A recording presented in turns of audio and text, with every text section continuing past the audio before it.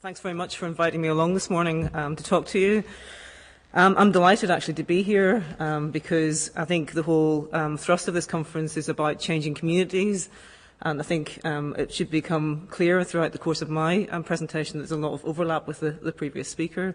So thanks very much for inviting me. I will need the clicker's coming. I have brought some visual aids of maps and data and things like that. I'm not going to go into all of it when I'm talking today. I hope that you'll have copies so you can take these away as well. But I've been asked to talk about some of the financial challenges that we face, and again, Martin mentioned this previously. We're going through the most significant reduction in public spending that we've seen in generations. We've also dealing with things like welfare reform, which I'll say a bit more about as well. I've got 30 minutes, so I can't go into all of the ways that government policy is changing. The introduction of clinical commissioning groups, the police and crime commissioners, changes in probation services, the way economic regeneration is funded now as opposed to a few years ago, huge numbers of areas of policy change, more responsibility for local councils and much less money. So I've got to focus in on a few things. I've chosen to look at the financial challenges and welfare reform. They're a bit gloomy, I have to say. So what I thought I'd do at the beginning is actually highlight the fact that as local authorities working with partners right across the private sector, the voluntary sector and other statutory organisations too, we've got to try and keep hope and optimism for the future here. And that's why I want to start with our vision for an altogether better Durham for the over 500,000 people who live in our county, and talk about some of our key priorities first. So I'll whip through that and then get on to the doom and gloom later. So in terms of our key priorities, the number one priority that all of the partners within the county have agreed is we've got to make County Durham wealthier. We know that we've got significant problems around deprivation. We didn't perhaps benefit as much as we could have in County Durham in the economic good times. So we really have to focus on making the county wealthier. And some of the ways we've done that and are doing that is to focus anew on things like culture. So, for example, in 2013, we had our Year of Culture in Durham. Lots of events, including the Lindisfarne Gospels coming to the city, the Ashes, the first ever Ashes to be held in the region at Chester Street, and our third Lumiere Light Festival in November of last year. Now, why are we doing that? Why, when I talk about all of the financial challenges to come, why are we looking at culture? And why are we looking at this at this time? A few reasons, not just a feel-good factor, as I say, in terms of trying to keep hope and optimism alive within the area, but also our research told us that we had a real problem in County Durham. When we did some national research and asked people throughout the country, where is County Durham? A significant number of people thought it was Northern Ireland. Now, I'd be the last person to say that's a bad thing. Northern Ireland's lovely, please go. But it's not good to try and encourage people to come to spend money and visit Durham if they think they have to get on a plane or a boat to do it. So we actually tried to raise a profile of County Durham, and we also realised that when you looked at our economy compared to even areas like Lincolnshire, and if people are from Lincolnshire, I'm not making a thing about Lincolnshire. It's just not the tourist capital of the world. But even if we had the visitor economy of Lincolnshire, there'd be 3,000 extra jobs in the county here in Durham. So that's why we put so much effort into investing in cultural activities and bringing people into County Durham. 100,000 people came to see the Gospels. 70,000 people came to Chester Street to watch the cricket. 175,000 people came to Lumiere. We're doing lots of research and evaluation at the moment, but our initial estimates are that about £30 million was brought into the economy on the back of that Year of Culture activity alone. And that's why our partners, not just the council, but our partners are really keen on keeping that type of our activity alive in these difficult times. We're also, and those of you who live and work or volunteer in the county will be aware that we're getting to the last stages of our County Durham plan. That's a plan that sets out where houses should be built, infrastructure in terms of roads and so on. Big process, consultation over years and years, coming to an end this year, being inspected in the summer. And that plan is quite controversial because it focuses on growth. It is trying to create 30,000 new jobs for the county, and 5,000 new homes, 7,000 new jobs in Durham City alone. Also had some significant successes last year. The work began on the site for Hitachi near Newton Aycliffe. Last year. I mean, that's really significant, 1,000 new jobs, many more in the supply chain. And it's worth saying that County Durham wasn't even on the shortlist for where Hitachi should go a couple of years ago. And again, working in partnership, politicians, local businesses, partners across the piece, really, we made the case for County Durham and were successful in bringing Hitachi to the county.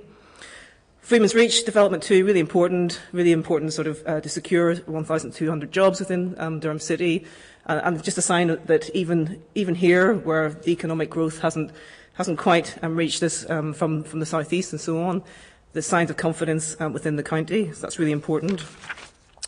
And in terms of our other priorities, Altogether Better for Children and Young People, again, it may not be entirely obvious that we are actually doing good things in our schools, and our children and young people are achieving some great things.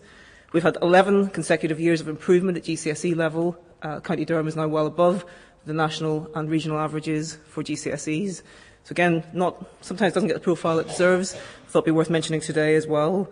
We've got outstanding services in fostering and safeguarding for children and young people too, and a whole host of other achievements that are on the slide I won't go into in detail. We want the place to be healthier too, and again, part of the focus on jobs is we know that people's health improves when they're in employment, when people have got more income, and there have been enormous strides over the last few years to increase life expectancy within County Durham. We still have got challenges. People in County Durham don't live as long as people in the rest of the country, and we've got some significant gaps within County Durham where people in wealthy areas live 8 years longer than people in the more deprived areas. Altogether Safer, we are one of the safest counties in the country to live. That's a really good thing. We've seen year-on-year reductions in the numbers of crime, antisocial behaviour. That's starting now just to increase in the last couple of quarters, and that's something we're obviously keeping an eye on when we consider the rest of my presentation and things like welfare reform. We're doing things to be greener too. We've increased our recycling rates, and again, we're above the national average on this. And we've hit all our carbon dioxide emissions targets as well. And just this week, it's just so new, I have to share this with you. Just this week, we were awarded Council of the Year status for the County Council. That's really worth sharing because our whole submission was based on our ability to work in partnership and our desire to work in partnership too. So it was really nice to be recognised by our peers. As I say, we put a lot of emphasis into partnership working. We've got an entity called the County Durham Partnership. It's one of the biggest partnerships in the country. It's got lots of different parts, and it's not a hierarchical partnership. I think it's a bit like Martin was describing around networks. It's really a network of partnerships. We've got a strategic board. It's chaired by Simon Hennig, the leader of the council. It's got key players on there like the university. It's got a range of public and private and voluntary organisations on it too. We've got a partnership for each of the strategic areas we focus on, like the economy, like health and so on. And then, importantly, we've got 14 area action partnerships, which are geographically based partnerships working at local level. Each one has its own board. It's made up of a third elected members, a third partner organisations, including the voluntary sector, and a third members of the public too, who actually put themselves forward and be interviewed and selected to represent their local area. And those are really important in doing good things, which I'll say a little bit about in a second. We have a voluntary sector working group too, in recognition of the importance that the voluntary sector plays within the county, and I think that importance will only increase over the next few years, so I totally agree with our previous speaker. And we were delighted that Peter joined the voluntary sector board very recently. We also work with faith communities, and we've got Ian Hunter-Smart with us in the audience too, who has done some really good work with the County Durham Faith Network too, and again we're happy to talk about that over lunch. In terms of area action partnerships, I mentioned a little bit about what they are. This was a commitment 5 years ago when the County Council was created. It's the 6th largest all-purpose authority in the country. It was created out of 8 councils coming together and merging into one.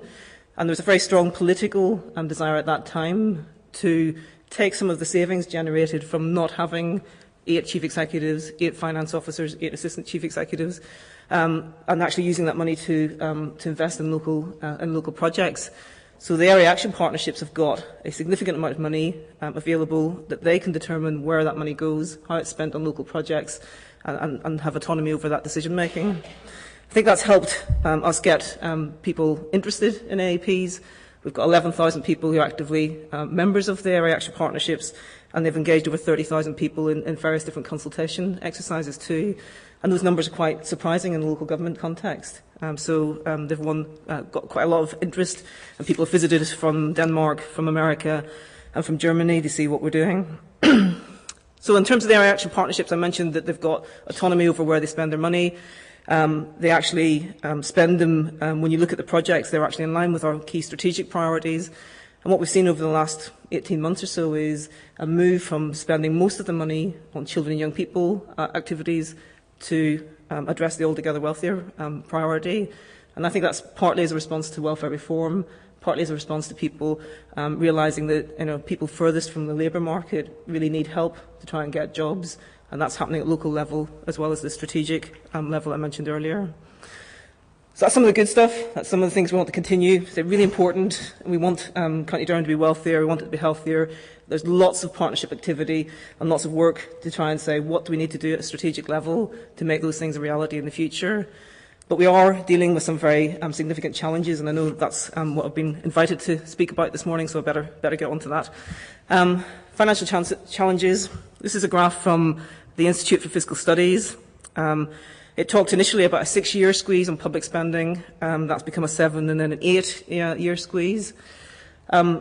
Colleagues of mine who worked in local government in the 70s and the 80s talk about that as a really difficult period for public spending. Wasn't much money around, very difficult times for public spending, a sense of sort of institutions and facilities being neglected, really.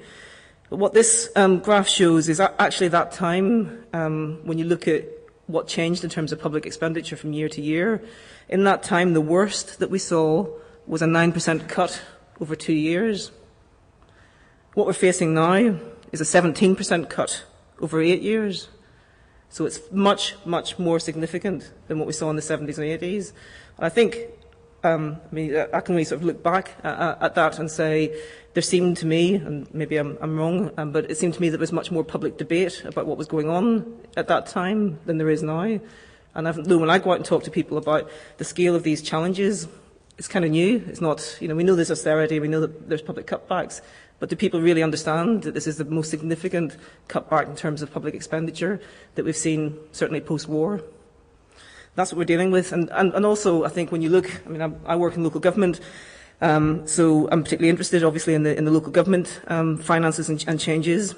What this graph shows, this was produced by the Association of North East Councils, is the black line that's more or less at the 0 point of the graph there is what's happening in cash terms to public spending nationally, so everything we spend on public services.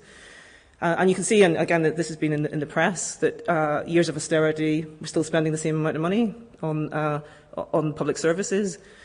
But when you look at the two graphs above, that shows you health and education spend, and we know that health and education, as well as overseas aid, have been protected relatively. You can see those areas are going up in cash terms. Again, if you worked in health, many of you may well do, it won't feel like those are being protected because even though cash is going up, and in real terms, they're dealing with cuts. But the red line, the solid red line, is what's happening to local government. So the reductions in local government are actually extremely severe. That right from the start, local government had to cut first and cut deepest. And basically what the dotted line shows is that if nothing changes in terms of that policy around protecting health and protecting education, then our sort of trajectory in terms of local government is just downward, downward, downward. So when people talk about massive changes in public spending, local government has been the part of the public sector which has felt most of that austerity and has felt most of that pain. What does that mean for Durham County Council? Well, we had savings defined at the start of austerity, 11-12, and initial savings just over 66 million. Each of these are per year, so we take them out per year, ongoing savings. And each time when I look at 12-13, another 26 million, these are on top of what's already been delivered. So by 1617, and we've been stunningly accurate in predicting these figures, unfortunately, because sometimes you hope you got it wrong and it won't be that bad. But by the time we get to 1617, we will have taken £224 million per year out of Durham County Council expenditure. We're about halfway through that at the moment. We've delivered about £120 million worth of savings to date. And what that looks like in terms of years is that when we looked at our first medium-term financial plan, we knew that austerity looked a bit like that.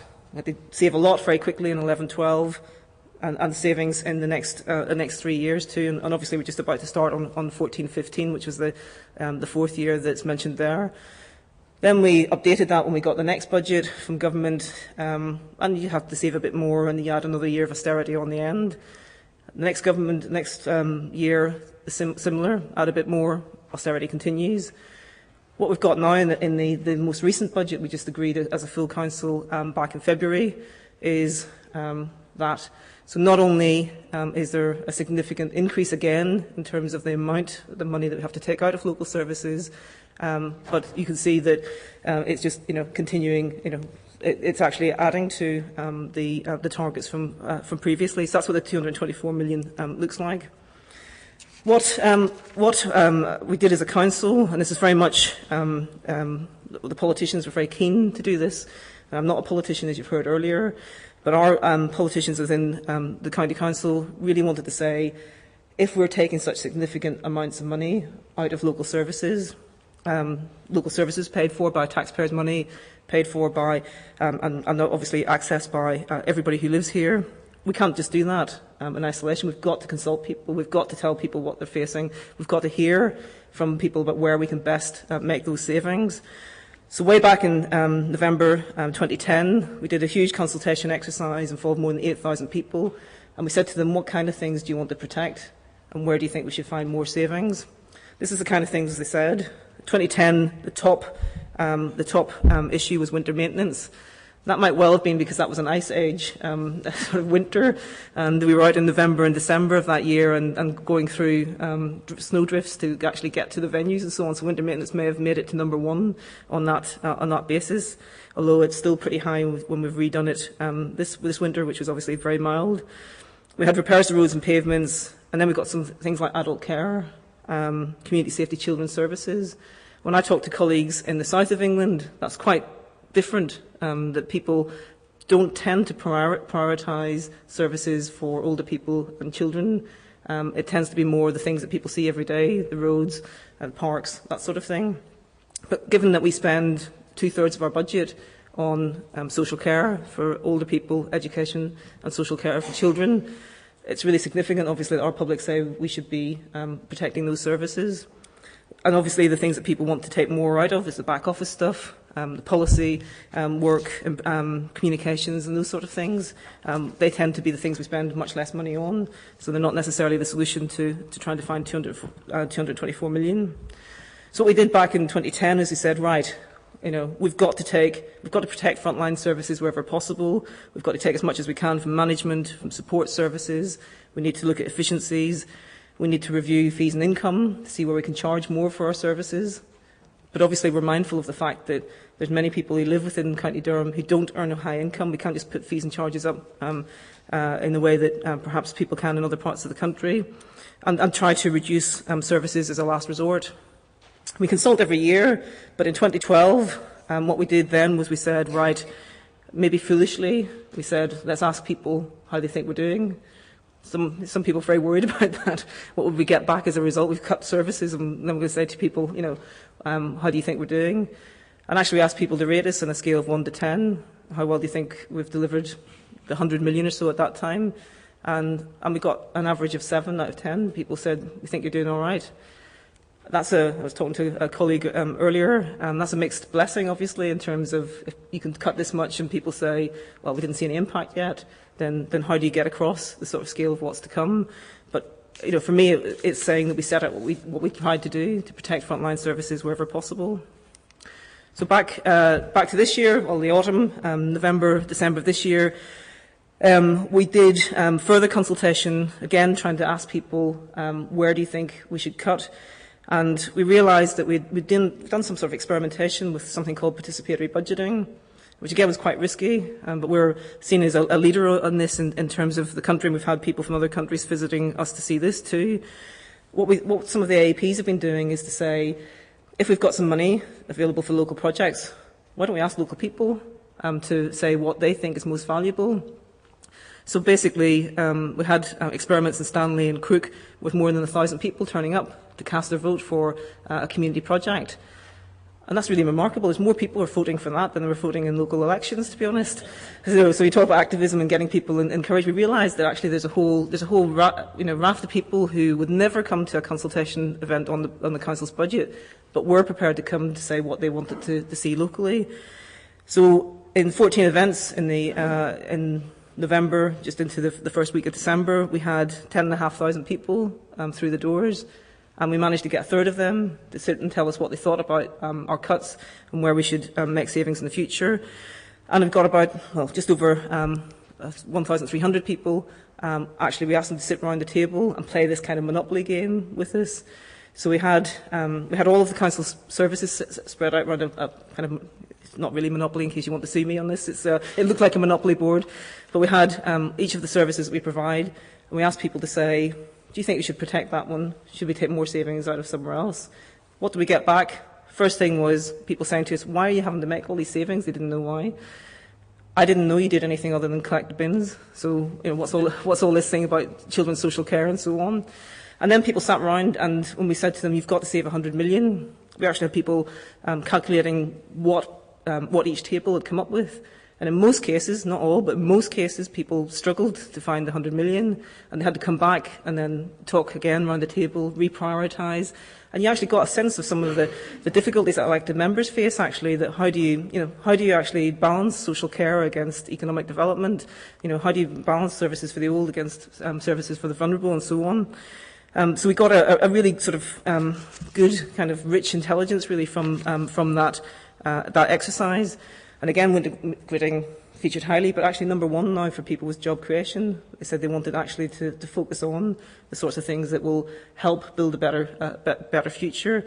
I think that was really good, not just thinking about the here and now and how it might affect me personally, but thinking about the community and what people needed in the future. So what have we done so far?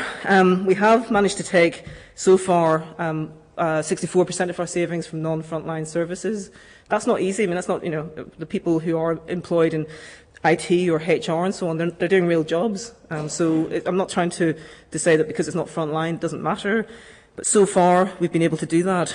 We estimated that we'd lose just under 2,000 jobs at the County Council by the end of this year, and that's pretty much going to be what's going to happen. So 2,000 jobs from the County Council. We have also kept our promise around management, that proportionately 3 times as many managers have left than frontline staff. We have increased charges, as I say, not as much as trying to be proportionate in that and recognising people's income. We have reduced grants and subsidies to voluntary sector organisations, though we haven't done what some authorities have done. Again, I think this is mainly in the south of the country. We haven't just gone, right, we're not supporting the voluntary sector. We're in trouble. We're going to cut the things that are easiest in a way that they don't affect our staff. We have, in line with the savings that we've had to deliver, we've talked to our voluntary sector organisations and reduced in line, but kept support in many cases to the voluntary sector as well. We've had some benefits that, as a new unitary authority, 8 councils coming together. We had 8 civic centres and so on. We were able to rationalise our estate and make some savings that way. That's not obviously possible and for many councils, but that helped us. But we did have to make some changes to frontline services too. So we had to reduce some of our subsidised bus travel. It's a really difficult thing to do in a county, the size of ours and the distribution of population that we have. We've moved from providing residential care homes ourselves, in many cases, to actually commissioning them from the market. We haven't closed libraries. We've reduced opening times. We've changed home-to-school transport. We've had to close some outdoor education centres, change street lighting, school crossing patrols, moved to alternate weekly collection for household waste, closed 3 household waste recycling centres, or TIPs in old language, and we've transferred 5 leisure facilities from our ownership to the voluntary sector, and sometimes town and parish councils. And most particularly, and I think this fits with what Martin was talking about earlier, is we had as County Durham, because we're a very deprived county, we had previously quite a bit of grant money from government that was specific to looking at services in deprived areas, and that stopped in 2011. So there was quite a big sort of change to that, which again is something we were concerned about, because we had good evidence of some of the things that were making a difference there, particularly around getting people into work. So looking forward, I'm not sure looking forward is the right, is the right sort of title for this really, but looking at what we can expect. There are many commentators, and I put, the Prime Minister's also on record as saying austerity will continue into 2020. And that's austerity for the country, austerity for public spending. You've seen the graph before. If that means more and more from local government, then we are really in a very, very bad place. We've got more uncertainty about the future. Clearly, there's a general election next year. There's lots of debate and sort of change really to health and social care funding, which is quite significant for us. It's a big portion of our budget. And I think there's a couple of things I think are really important, actually, and again, they don't get very much national press. The government is transferring more risk to local areas. So I'll talk about this later when we talk about welfare reform and council tax benefit, for example. How council tax benefit used to work was that we would assess whether people were qualified for council tax benefit, and however many people there were in County Durham, that would be the money would come from nationally, from government, and that kind of evened out areas. So if we had a big increase, let's say a major employer folded, that would be sort of shared out amongst the country. That doesn't happen anymore. So basically, each council area was told 2 years ago, this is how much you're spending on council tax benefit today. We're going to take 10% off that, so you've got 90% left, and that's for you to passport on. You then have to decide who pays the other 10%. And most councils, because of the financial situation I've just described, most councils have had to start charging people on low income for the first time some small amounts of council tax benefit. We haven't done that in Durham yet. For this year and next year, we've protected that, so we're not trying to bill people on low incomes for the first time there. But the point I'm trying to make really is that if the number of benefit claimants goes up, that comes out of local funding now, not national, and somehow that sort of risk or that kind of insurance has just been broken without really debate or communication. The other thing, and you'll see this in a second as well, is it's a bit your comment about the poor get poorer and the rich get richer. There is now less funding linked to needs of a local area. So previously our funding would be based on how many older people we have, what levels of deprivation and so on. There's more and more move to saying, well, depending on how your local economy is doing, if it's going well, you can have more money. If it's going less well, you can have less money. That's giving quite a few of us very particular difficulties.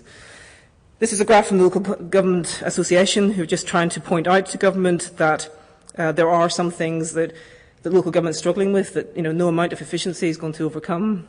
For example, we've got some really good things happening, that people are living longer, that's fantastic. But when they need more support, that's going to come out of local government funding. It's also great that more disabled people and more disabled children are living into adulthood. But again, who's going to pay for that? There are some costs that are going up over time, and our funding is going down. So local government associations very clearly said to government, if you don't change the way this funding is allocated, and if you don't change the things that local government is responsible for, there will be some councils who will go bust before the end of the decade. That so far hasn't led to any action yet, but the local government still plugging, local government associations still plugging away on that. So it's not just the amounts of savings. We had a look at where, which areas within the country have lost most. The graph on the right-hand side, the lighter blue one, shows spending power in a local area. So looking at how much public spending is allocated to that particular area. And what it does is the darker the graph, the darker the shading, the more money is being lost.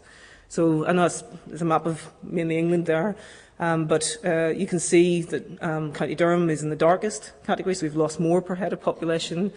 But there are other parts of the country that are losing out significantly too. It's not just the North East. You can see whole swathes around Merseyside, East Midlands, and actually parts of central London too. And the lighter shades of graph are where people are losing less money in terms of public spending. And you may have a view about how linked that is to deprivation. That the more deprived areas are losing most. There's a bit of a double whammy here, because the graph on the left-hand side for all of Britain there is showing which areas lose most from welfare reform.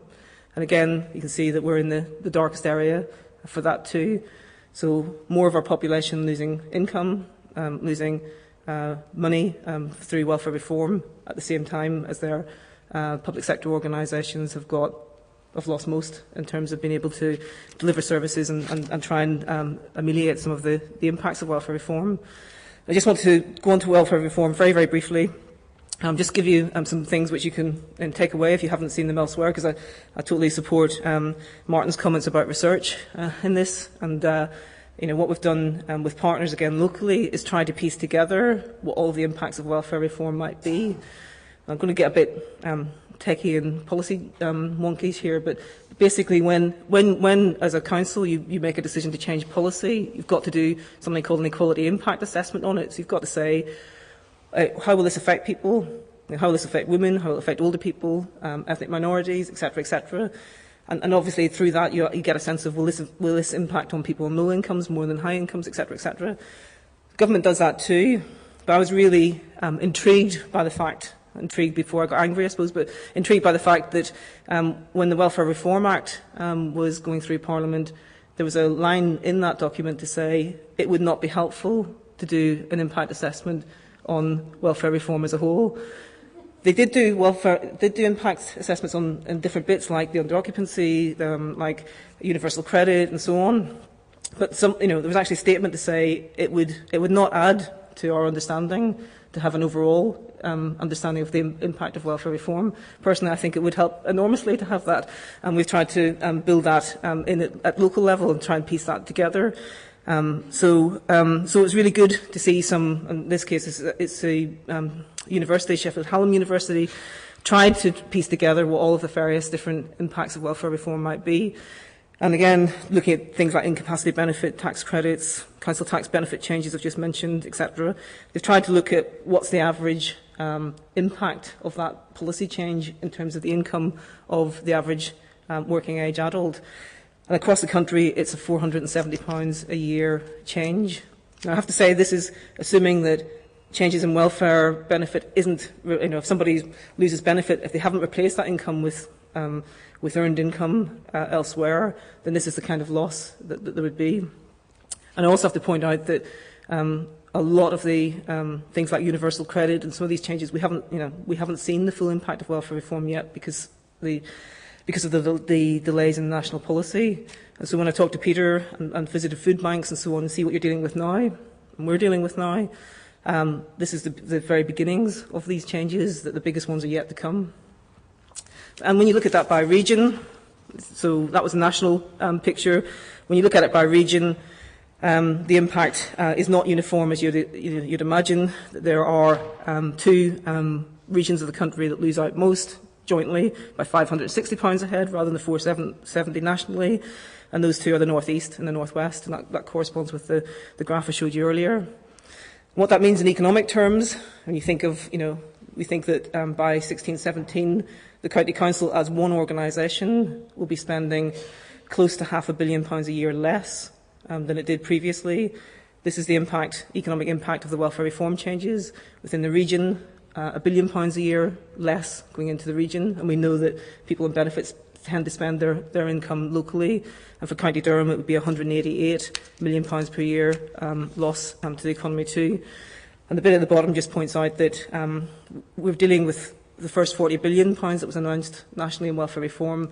The Chancellor, you might recall, in January of this year said there'll be a further £12 billion to come out of welfare reform too. So we haven't seen anything. We haven't seen the full impact yet, and there's far more to come in the pipeline. I'm not going to go through that. I'll just leave you those numbers that we had to do this ourselves, but we had a look at the impact of the various bits of welfare reform on County Durham. We thought in one way or another it would affect 95,000 households. And you can see there the list of how people might be affected from the various different changes. Just to point out that the thing that's got the most national coverage, I think, is the benefit cap. And again, the Church had a lot to say about the benefit cap a year ago, the Church of England, that is. So the benefit cap is something which very significantly affects London. You can see that numbers that are affected in County Durham are really low. The only way that you're going to come under that benefit cap in County Durham is if you have a lot of children. The rents are not high enough to qualify any other way. So our response, the response to this has been to work in partnership, and again we're really pleased that our colleagues in the voluntary sector not only wanted to work with us but shared information. So Peter's been sending us data about food banks take-up and how many people have been supported through the food banks, and we're making sure that politicians see that, and we're building that into our intelligence and planning around welfare reform too. Talked about the council tax support scheme, really significant for us, costing us £5 million a year. Can we keep that going when we know that we've got another £100 million of savings to find? Don't know. Again, that's why we're coming out and talking to people about priorities. We have invested in a crisis scheme, welfare assistance scheme, and again, we were really pleased that our voluntary sector partners worked with us to develop that and worked with us again when we said it's not really working, we need to improve this, sat around the table and tried to look at improving that further. And we know that there's quite a lot of work that the area action partnerships are doing at local level too, so we've tried to give some more small amounts of cash really to try and keep those going and support projects that seem to be working at a local level. So from that, what am I trying to say really? That we are an area that has significant needs. We know that 1 in 4 children in County Durham grow up in poverty. We've got significant needs, but we are really ambitious for the future, and we've got to keep coming back to what I said earlier about ambition, hope for the future. There will be much less public funding available. We have strong partnerships in place already, but we know we can build further on them, and that's, again, part of the theme of today, I guess. And I've been going out recently with the leader of the council, going around of the area action partnerships. We've got some key dates to talk to the voluntary sector and our local councils too about something we're calling our ask. And what that's about is basically saying, will you work with us to keep as many services as possible?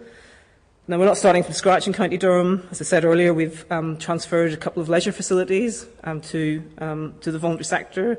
We've got those community centres are at the bottom of the pictures up there. We've got 120 community centres that we're working with local groups to say we can't run these in the future, and yet we know they're really important to you and your local communities. Therefore, we'll work with you to try and make the building better, give you some training, build capacity to try and take these on. So we've learned quite a bit from doing that over the last couple of years.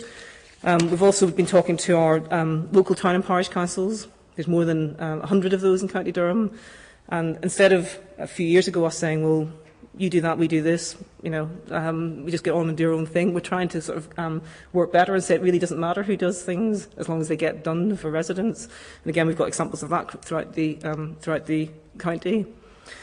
And so basically what we're saying when we go out to AAPs is we've got another £100 million to find. This will have more impact on frontline services not in the future because we've done a lot of the things that we could do around our council buildings and around our management and so on. There'll be more of that, but we can't get another 100 million out that way. So we're asking people for ideas. We're asking people to say, if something's really important to you and your local community, if you think you can run something better, if you think you can run something differently and achieve better outcomes, come and talk to us. And what we've said is, by about June, we'd like people to say, look, we're interested in doing this, and what we're trying to do is point you in the right direction to officers within the council who can start talking to you about the practicalities. But the main message I want to get across is that we're actually wanting ideas. We're wanting to see how do we make things happen rather than try and put barriers in the way. And here's some examples, and they're only examples, and talking to Peter before, just before we started, there's lots of other examples in different service areas. We're not saying that those are the only ones. But we know we're going to look at leisure centres, community centres, museums, theatres. I was out in Stanley on Monday night talking about exactly this, and we're in a theatre that the town council had taken over from us, the Lamplight Theatre up in Stanley. So there's examples right across. And then another one that got their libraries and churches. Where did that come from? Well, the new bishop met the chief executive, the leader of the council, and he said, look, in my area, we know that councils are are struggling to run libraries and will struggle in the future. But libraries are really important for people to go to. It might be the only free thing in their area. It might be the only place to keep warm in the winter. And there was a project underway to see if libraries could be run through churches. Play areas, if we can't afford to send people out to inspect them, could local groups do that? And I was quite surprised by the last one, I have to say, household waste recycling centres. I've never had somebody approach me and say, I want to run the council tip. I don't know, but apparently in Norfolk and Somerset they're doing exactly that. So again, those are examples, they're not a list, but we really want to say in terms of this ask, talk to us about where you could work with this to keep as much of the things that we value about County Durham going in the future. So my final point is really, we're in uncharted territory regarding cuts. We've never been through this scale of spending reduction in the past.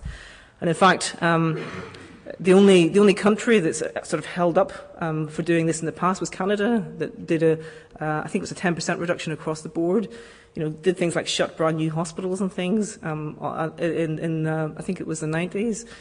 But we actually had an email from our colleagues in Toronto the other day saying, we've heard about this budget consultation you've done, can you send us some details? And we sent them the details and they went, well, we didn't have to cut this much. So, so we were actually thinking, this is uncharted territory. We know from the partnership working that we've done in the past about all those things that we were successful on that I've mentioned at the start of the presentation. We are stronger when we work together. We know the challenge that we're facing is getting harder. And basically what we want to ask is, are you with us for the next phase? So.